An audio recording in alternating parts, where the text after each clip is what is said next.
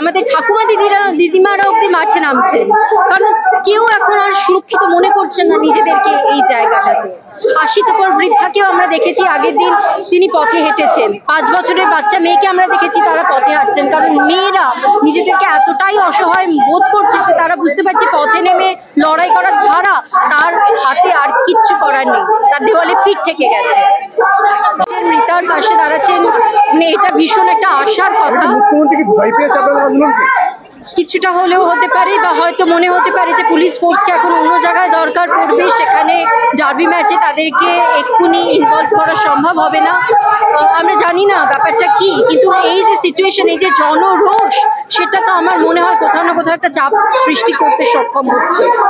চেষ্টা করা হয়েছিল, তারপরে আমরা এই পারমিশন পাই, এবং প্রথম দিন থেকে যেইভাবে আমরা দেখেছি যে মৃতার মা বাবার সাথে যেই আচরণ করা হয়েছে সেটা অমানবিক বললেও কম বলা হয়, সেটা পাশবিক।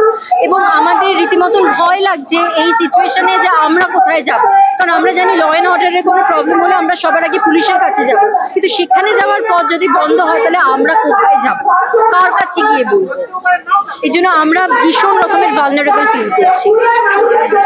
এইটুকুনি দাবি থাকবে যে একজন মেয়ে হয়ে একজন মেয়ে এই রকমের নিগ্রহর বিরুদ্ধে মুখ খুলুন, কিছু বলুন, এবং মুখ না খুলে তাদের শাস্তি না দিয়ে যদি তাদেরকে আড়াল করার চেষ্টা করা হয়।